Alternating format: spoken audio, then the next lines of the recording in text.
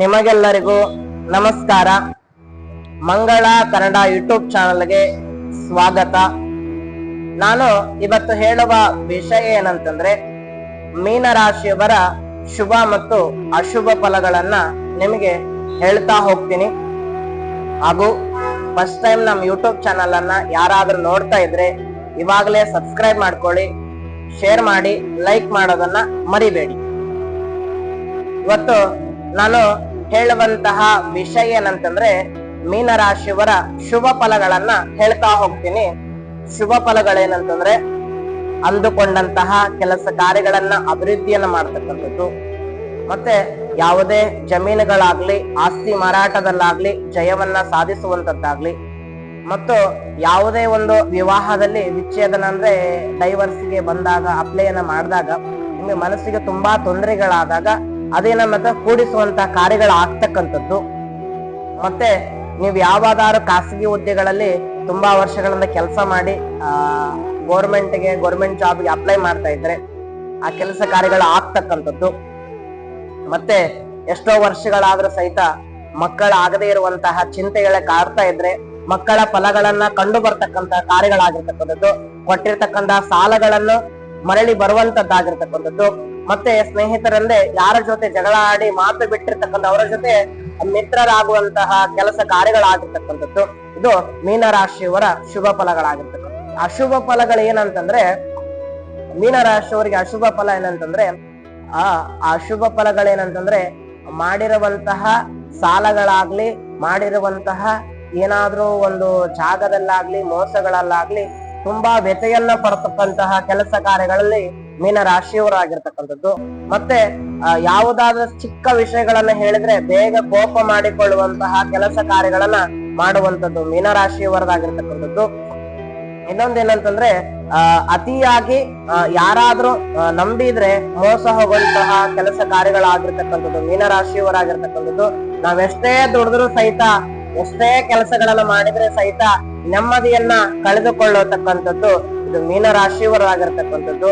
ಮತ್ತೆ ಅಂಗಡಿಗಳಲ್ಲಿ ಏನಾದ್ರೂ ದಂಧೆಗಳಲ್ಲಿ ಮಾಡ್ತಾ ಇದ್ರೆ, ಏನೇ ವ್ಯಾಪಾರವನ್ನ ಮಾಡ್ತಾ ಇದ್ರೆ, ಎಷ್ಟೇ ಏನೋ ಒಂದು ಕೆಲಸಗಳನ್ನ ಮಾಡ್ತಾ ಇದ್ರೆ ನಿರಾಸಕ್ತಿ ಮತ್ತೆ ಆಸಕ್ತಿ ಇಲ್ದಂಗೆ ಇರೋದು, ಅಂತಹ ಕಾರ್ಯಗಳನ್ನ ಅಶುಭ ಫಲಗಳನ್ನ ಮೀನರಾಶಿಯವರ ಮಾಡ್ತಕ್ಕಂಥದ್ದು. ಈ ಮೀನರಾಶಿಯವರು ಏನ್ ಮಾಡ್ಬೇಕು, ಇಂತ ಕಾರ್ಯಗಳ ನಡೀತಾ ಇದ್ರೆ ಏನ್ ಮಾಡ್ಬೇಕಂದ್ರೆ, ಮೀನರಾಶಿಯವರು ಏನ್ ಮಾಡಲ್ಲ, ಪ್ರತಿ ದಿವಸ ನಿಮ್ಮ ಮನೆ ದೇವರನ್ನ ಪ್ರಾರ್ಥನೆ ಮಾಡ್ಕೊಂಡು ಬೆಳಗಿನ ಜಾವದಲ್ಲಿ ಎದ್ದಾಗ ನಿಮ್ಮ ನಿತ್ಯ ಕರ್ಮಗಳನ್ನ ಮುಗಿಸಿಕೊಂಡು ನಿಮ್ಮ ಮನೆ ಮುಂದೆ ಆಕಳ ಇದ್ರೆ ಆಕಳು, ಇಲ್ಲಪ್ಪ ನಮ್ಮ ಮನೆ ಮುಂದೆ ಆಕಳ ಇಲ್ಲ ಅಂದ್ರೆ ಯಾವ್ದಾರ ಶಿವನ ದೇವಸ್ಥಾನಕ್ಕೆ ಹೋಗಿ ಸಿಟಿ ಒಳಗಿದ್ರೆ ಶಿವನ ದೇವಸ್ಥಾನಕ್ಕೆ ಹೋಗಿ 11 ಬಿಲ್ಪತ್ರ ಸಿಗದೇ ಇದ್ರೆ ಅದರ ಸ್ವಲ್ಪ ಒಂದು ಬಗ್ಸೆ ಅಕ್ಕಿ, ಅದರಲ್ಲಿ ಬೆಲ್ಲ, ಸ್ವಲ್ಪ ತುಪ್ಪದ ದೀಪವನ್ನ ಶಿವನ ದೇವಸ್ಥಾನಕ್ಕೆ ಕೊಟ್ಟು ಬರುವಂತದ್ದು. ಮತ್ತೆ ಹಳ್ಳಿಗಳಲ್ಲಾಗ್ಲಿ ಏನಾದ್ರೆ ಗೋಮಾತೆ ಇದ್ರೆ ಅದಕ್ಕೆ 2 ರೊಟ್ಟಿ ತಗೊಳ್ಳಿ, ಸ್ವಲ್ಪ ಕಪ್ ಎಳ್ಳು ಹಾಕಿ, 2 ಅರ್ಶಿನ ಬೇರೆಡಿ, ಒಂದು ಪ್ರಾರ್ಥನೆ ಮಾಡ್ಕೊಳ್ಳಿ, ಒಳ್ಳೇದಾಗ್ಲಿ ತಂದೆ ಭಗವಂತನೇ, ನನ್ನ ಜನ್ಮ ಜಾತಕದ ಎಲ್ಲಾ ದುಷ್ಟ ರೋಗಗಳಲ್ಲಾಗ್ಲಿ, ದುಷ್ಟ ಕಾರ್ಯಗಳಾಗ್ಲಿ ಎಲ್ಲವೂ ಸಹಿತ ಪರಿಹಾರ ಆಗ್ಲಿ ಅಂತ ಗೋಮಾತೆಗೆ ಕೊಟ್ಬಿಡಿ.